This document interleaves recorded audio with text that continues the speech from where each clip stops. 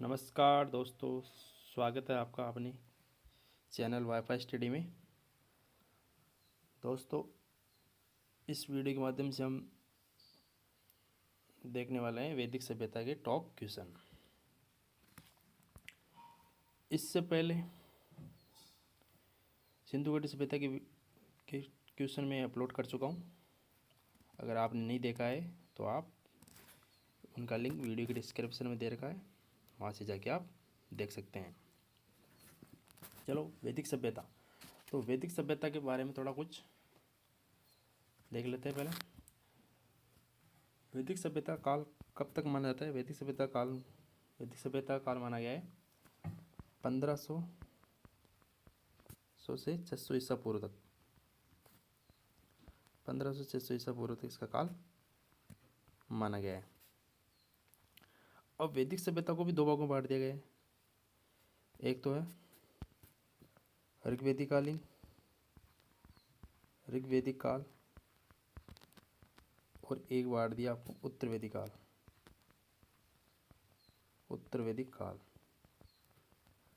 ऋग्वैदिक काल का माना जाता है 1500 से 1000 ईसा पूर्व, और उत्तर वैदिक काल माना जाता है 1000 से 600 ईसा पूर्व तक। वैदिक सभ्यता को दो भागों में बांट दिया, ऋग्वैदिक काल और उत्तर वैदिक काल। ऋग्वैदिक काल माना जाता है 1500 से 1000 ईसा पूर्व, और उत्तर वैदिक काल का माना जाता है 1000 से 600 ईसा पूर्व। अब इसमें बताते हैं कि सर्वप्रथम आर्य कहाँ बसे थे। सबसे पहले आर्य पंजाब और अफगानिस्तान में बसे थे। मैक्स मुलर ने आर्य को मूल निवास बताया मध्य एशिया। मैक्स मुलर जो था उसने आर्यों का निवास स्थान क्या बताया? मध्य एशिया बताया। ठीक है। और आर्य द्वारा जो निर्मित सभ्यता थी वो क्या थी? वैदिक सभ्यता कहलाई। और आर्य की भाषा क्या थी? संस्कृत थी। ठीक। चलो इसके क्वेश्चन देखते हैं। क्वेश्चन की बारी आती है। फर्स्ट क्वेश्चन है, सबसे पुरानी स्मृति कौन सी है? सबसे प्राचीन स्मृति कौन सी है? मनुस्मृति, नारद स्मृति, बृहस्पति स्मृति, याज्ञवल्क्य स्मृति। यानी सबसे प्राचीन स्मृति कौन सी है? अगर इसका आंसर आपको आता है तो आप इसका आंसर कमेंट बॉक्स में टाइप कर सकते हैं। तो सबसे प्राचीन स्मृति कौन सी हो जाएगी? मनुस्मृति हो जाएगी। इसका आंसर हो जाएगा, फर्स्ट का राइट आंसर हो जाएगा ऑप्शन ए। नेक्स्ट क्वेश्चन चलते हैं। नेक्स्ट है, सबसे पुरानी भारतीय दवा आयुर्वेद का उद्गम है। यानी सबसे प्राचीन भारतीय दवा का आयुर्वेद का उद्गम कौन से वेद से है? ऋग्वेद से है, यजुर्वेद से हैं, अथर्ववेद से हैं, सामवेद से हैं, कौन से वेद से हैं? तो सबसे पुरानी भारतीय दवा, सबसे प्राचीन भारतीय दवा आयुर्वेद का उद्गम कौन से वेद से माना गया है? ये माना गया है अथर्ववेद से। इसका उद्गम अथर्ववेद से निकलता है। नेक्स्ट, पुरावैदिक काल में कितने भगवान आर्य द्वारा पूजित थे? 3, 12, 24, 33। पुरावैदिक काल में कितने भगवान आर्य द्वारा पूजे जाते थे? कितने पूजे जाते थे? 33, 33। नेक्स्ट है, गोत्र शब्द का उल्लेख मिलता है ऋग्वेद से, यजुर्वेद से, सामवेद से, अथर्ववेद से। तो गोत्र शब्द का उल्लेख मिलता है कौन से वेद से मिलता है? अथर्ववेद से मिलता है। नेक्स्ट है, वैदिक साहित्य में कौन सा नहीं आता है? वैदिक साहित्य में कौन सा नहीं आता है? ब्राह्मण, वेदांग, आरण्यक, उपनिषद। इस वीडियो में दोस्तों हम पूरे क्वेश्चन करने वाले हैं इसके, एक ही वीडियो में वैदिक सभ्यता के सारे क्वेश्चन करने वाले हैं। फिर अगले वीडियो में अगला टॉपिक देखेंगे और उसके टॉप क्वेश्चन लाएंगे। तो वैदिक साहित्य में कौन सा नहीं आता है? इसका आंसर हो जाएगा, कौन सा नहीं आता है इससे पूछ रहा है। फिर क्वेश्चन को आप थोड़ा सा ढंग से पढ़ो, नहीं आता है ये पूछ रहा है। इस नहीं में और बहुत फ़र्क हो जाता है। तो इसका सही आंसर क्या जाएगा? वेदांग। वेदांग वैदिक साहित्य में नहीं आता है, बाकी ये तीनों आते हैं, ब्राह्मण, आरण्यक, उपनिषद, ये तीनों वैदिक साहित्य में आते हैं। वेदांग इसमें वैदिक साहित्य में नहीं आता है। नेक्स्ट है, इनमें से कौन सा जानवर वैदिक लोगों द्वारा ज्ञात नहीं था? हाथी, शेर, चीता, घोड़ा। इनमें से वैदिक लोगों द्वारा कौन सा जानवर ज्ञात नहीं था? तो 6 इसका आंसर हो जाएगा ऑप्शन नंबर ए, हाथी। हाथी वैदिक लोगों द्वारा ज्ञात नहीं था। जबकि हमने सिंधु घाटी सभ्यता में क्या देखा था? सिंधु घाटी सभ्यता का काल माना जाता है 2400 से 1750 ईसा पूर्व। सिंधु घाटी सभ्यता में हमने देखा था कौन सा जानवर से नहीं जानते थे वो? गाय को। गाय को नहीं जानते थे। नेक्स्ट प्रश्न है, मानव आत्मा का एक शरीर से दूसरे शरीर में गमन किस वैदिक साहित्य का विश्वास है? संहिता, ब्राह्मण, आरण्यक, उपनिषद। यानी मानव आत्मा का एक शरीर से दूसरे शरीर में गमन किस वैदिक साहित्य का विश्वास है? यानी कौन सा वैदिक साहित्य विश्वास करता था कि मानव की आत्मा एक शरीर से दूसरे शरीर में जाती है? तो ये किस वैदिक का विश्वास है? यह है उपनिषद। उपनिषद का ये विश्वास है कि मानव की आत्मा एक आदमी दूसरे आदमी में प्रवेश करती है।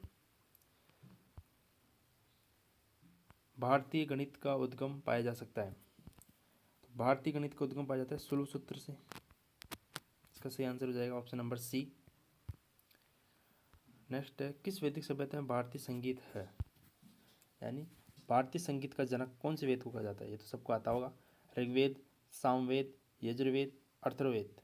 तो भारतीय संगीत का जनक कौन से वेद को कहा जाता है? इसका सही आंसर हो जाएगा सामवेद, संगीत का जनक है। ये जादू टोने का इसमें है यजुर्वेद में गद्य पद का उल्लेख है।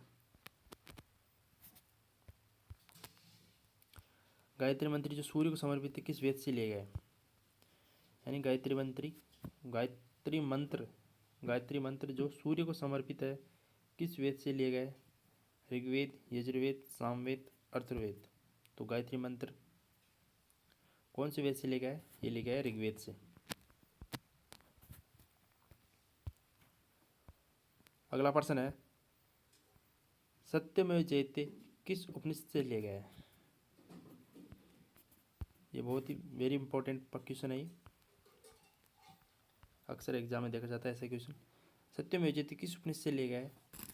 मुंडकोपनिषद, रामायण, उपनिषद, महाभारत। सत्यमेव जयते किस उपनिषद से लिया गया है मुंडकोपनिषद से। अगला क्वेश्चन है 12 नंबर, सूची फर्स्ट सूची सेकंड को मिलाना है। ठीक है, थोड़ा सा इसको मैं कम कर देता हूँ कि क्वेश्चन पूरा आ रहा नहीं है स्क्रीन पे। अब आ गया। सूची फर्स्ट सूची सेकंड को मिलाना है। एक साइड आपको दे रखा है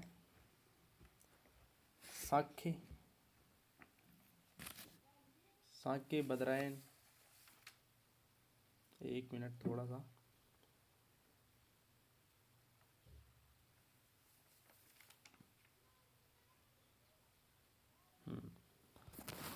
चलो इनको मिलाना है। सूची फर्स्ट सूची सेकंड को अपन को मिलाना है।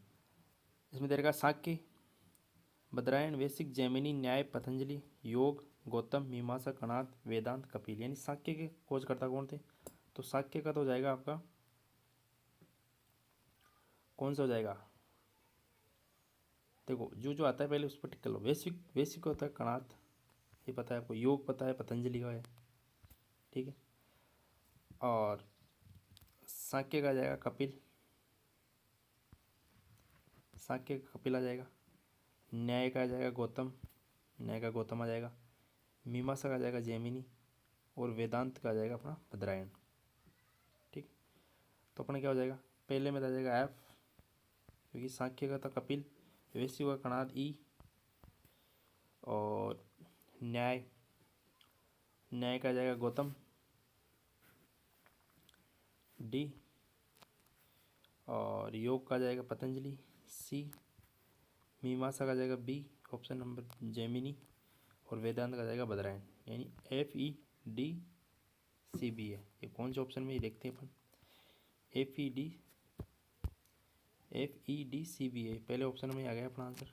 इसका सही आंसर हो जाएगा FEDCB। एक बार और देखते हैं, बता देता हूँ आपको, ऐसे डायरेक्ट बता देता हूँ। साक्य, साक्य का है कपिल। वैश्विक का है कणाद। न्याय का है गौतम। योग का है पतंजलि। मीमांसा है जैमिनी। और वेदांत का है बदरायण। इनमें से एक क्वेश्चन पूछा जाएगा, आप इनको याद कर लेना। छः में से एक क्वेश्चन आपके एग्जाम में जरूर आएगा।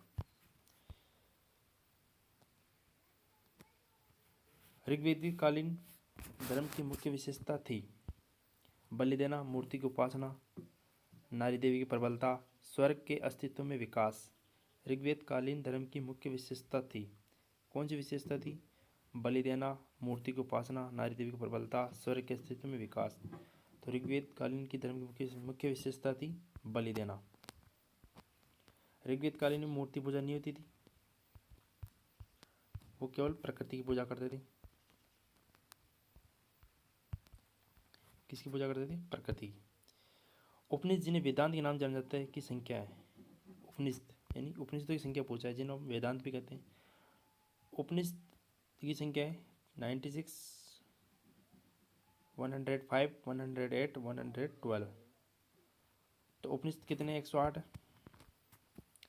वेदांग 6, ये पता होना चाहिए आपको। नेक्स्ट 15वां क्वेश्चन है, अथर्ववेद से संबंध ब्राह्मण। अथर्ववेद से कौन सा ब्राह्मण संबंध रखता है। गोपत, ऐत्रेय ब्राह्मण, कौशिकी ब्राह्मण, सतपथ ब्राह्मण। तो अथर्ववेद से कौन सा रखता है, अथर्ववेद से रखता है गोपत। ए इसका सही आंसर हो जाएगा, गोप्त। नेक्स्ट क्वेश्चन है, देवासुर संग्राम की कहानी का वर्णन है। देवासुर संग्राम की कहानी का वर्णन कौन से में, ऐत्रेय ब्राह्मण में, सतपथ ब्राह्मण में, चाणक्य उपनिषद में, मुंडक उपनिषद में। तो देवासुर संग्राम की कहानी का वर्णन कौन से में, यह ऐत्रेय ब्राह्मण में। इसका सही आंसर हो जाएगा option number A will be your right answer, Aitareya ब्राह्मण में। ऋग्वेद में सूक्त की संख्या है 1011, 1013, 1015, 1028। ऋग्वेद में कितने सूक्त है टोटल। तो उपनिषद आपको पता है 108 उपनिषद है, वेदांग 6 हैं, और सूक्त कितने, 1028 सूक्त है। अगला प्रश्न आ रहा है, ऋग्वेद गाय किस काल में महत्वपूर्ण स्वरूप का धन थी। यानी गाय की पूजा कौन से काल में अधिक की जाती। तो गाय की पूजा कौन से में की जाती थी, ऋग्वेद कालीन में, उत्तर वैदिक कालीन में, वैदिक काल में, महाकाव्य काल में। तो इसका सही आंसर हो जाएगा ऑप्शन नंबर ए ऋग्वेद काल में। यानी गाय का काल महत्वपूर्ण था ऋग्वेद काल में। अगला प्रश्न है, वैदिक आर्य किस देवता की पूजा नहीं करते थे। इंद्र, मरुत, वरुण, पशुपति। तो वैदिक आर्य किस देवता की पूजा नहीं करते थे, क्वेश्चन को ढंग से पढ़ना, नहीं करते थे पूछ रहा है। तो किसकी पूजा नहीं करते थे, पशुपति महादेवी की पूजा नहीं करते थे, option number D. Pashupati Mahadev की पूजा कहाँ की जाती थी, ये करते थे सिंधु सभ्यता के लोग, सिंधु सभ्यता के लोग इसकी पूजा करते थे। अगला क्वेश्चन है, महाभाष्य लिखा था बाण ने, पतंजलि ने, गार्गी ने, मनु ने। तो महाभाष्य किसने लिखा था। ऐसे क्वेश्चन आते हैं एग्जाम में, बिल्कुल डायरेक्ट मिलेंगे आपको। इन क्वेश्चनों को आप अच्छी तरह से पढ़ लो, याद कर लो। तो महाभाष्य लिखा था, किसने लिखा था, बाण ने, पतंजलि ने, गार्गी ने, मनु ने। तो महाभाष्य लिखा था, ऑप्शन नंबर, किसने लिखा था महाभाष्य, महाभाष्य लिखा था ऑप्शन नंबर बी पतंजलि ने। Correct answer. नेक्स्ट है संस्कृत भाषा के पहले व्याकरण कौन थे? तो संस्कृत भाषा के पहले व्याकरण कौन थे? संस्कृत भाषा के पहले व्याकरण कौन थे? कलहण, मैत्री, कालिदास, पाणिनि। इसका सही आंसर हो जाएगा पाणिनि। संस्कृत भाषा के पहले व्याकरण कौन थे? पाणिनि थे। अगला क्वेश्चन है दशराज युद्ध का विजेता सुदास किस जन से संबंध रखता था? दशराज युद्ध का विजेता सुदास ये रखता था भरत, अनु, दमन, शिवी। तो इसका आंसर हो जाएगा Bharat, option number A. Next, ये भी इंपॉर्टेंट क्वेश्चन है, वेदांग में किनका समावेश है? वेदांग में किनका समावेश है? कल्प, शिक्षा, निरुक्त, व्याकरण, छंद, ज्योतिष। तो वेदांग में इसका ही समावेश है, कल्प, शिक्षा, निरुक्त, व्याकरण, छंद और ज्योतिष। ये छः हैं, वेदांग छः होते हैं, मैंने पहले बता दिया आपको। ये छः, इनका नाम याद रख लो। इनमें से कोई से भी चार, तीन दे देंगे, एक पूछेंगे कौन सा नहीं है। तो ये छः आपको याद रहेंगे तो आप आराम से इसका आंसर दे सकेंगे। कल्प, शिक्षा, निरुक्त, व्याकरण, छंद, ज्योतिष। नेक्स्ट क्वेश्चन है 24, बोगज कोई के एक अभिलेख में आहूत आर्य देवता है, यानी बोगज कोई एक स्थान है, वहाँ पर अभिलेख मिला है, उसमें कौन से देवता का वर्णन है? तो उसके अंदर चार देवता दे रखे, कौन सा था? इंद्र, विष्णु, वरुण, नासत्य, रुद्र, मित्र, इंद्र, नासत्य। इंद्र, मित्र, वरुण, नासत्य, मित्र, विष्णु, वरुण और रुद्र। तो इसका सही आंसर हो जाएगा ऑप्शन नंबर सी,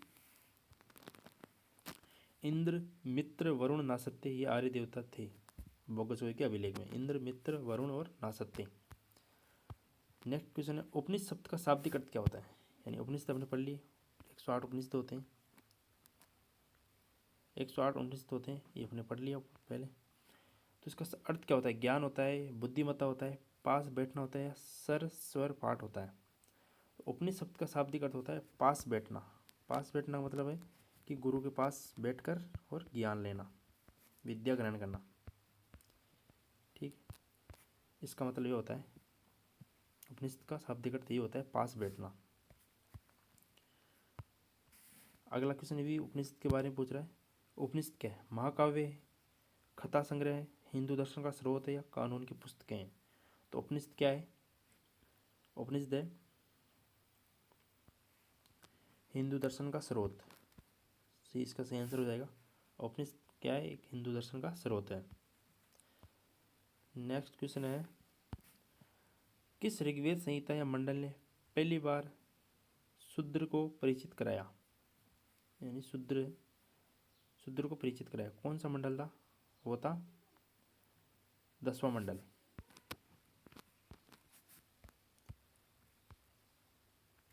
अगला क्वेश्चन है ऋग्वेद कालीन धर्म की मुख्य विशेषता थी?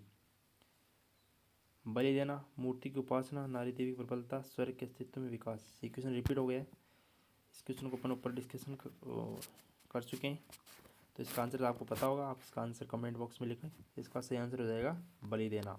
ऋग्वेद कालीन धर्म की मुख्य विशेषता क्या थी? बलि देना। अगला क्वेश्चन है वर्ण व्यवस्था जाति व्यवस्था में कब परिणित हो गई? यानी वर्ण व्यवस्था वर्ण से जाति में कब बदल गई? कौन से काल में बदल गई? वर्ण से जाति व्यवस्था कब परिणित हो गई? तो ये हो गई आपकी, कौन सी में हो गई? पूर्व वैदिक काल में, गुप्त काल में, उत्तर वैदिक काल में, मौर्य काल में। तो वर्ण व्यवस्था जाति व्यवस्था में कब परिणित हो गई? ये हो गई उत्तर वैदिक काल में। इसका सही आंसर हो जाएगा ऑप्शन नंबर सी। नेक्स्ट आखिरी क्वेश्चन है आज का लास्ट क्वेश्चन, आरंभिक वैदिक काल में समिति थी, गुरुजनों की परिषद, राजा की परिषद, लोकप्रिय सभा, जनजाति सभा। तो आरंभिक वैदिक काल में समिति थी, कौन सी थी? लोकप्रिय सभा। इसका सही आंसर हो जाएगा ऑप्शन नंबर सी। आरंभिक वैदिक काल में समिति थी लोकप्रिय सभा। चलो ख़त्म, आज का लास्ट हो गए। चलो मिलते हैं नेक्स्ट वीडियो में और नया टॉपिक लेके आएंगे। जब तक आप अच्छी तरह पढ़ते रहो, बार बार वीडियो को देखते रहो और क्वेश्चनों को अच्छी तरह पढ़ते रहो। अभी लॉकडाउन चल रहा है तो आप लॉकडाउन में सब अच्छी तरह इसका पालन कर रहे होंगे अच्छी तरह से, और आप आए हो सब अच्छे से पढ़ाई कर रहे होंगे। चलो मिलते हैं नेक्स्ट वीडियो में। धन्यवाद।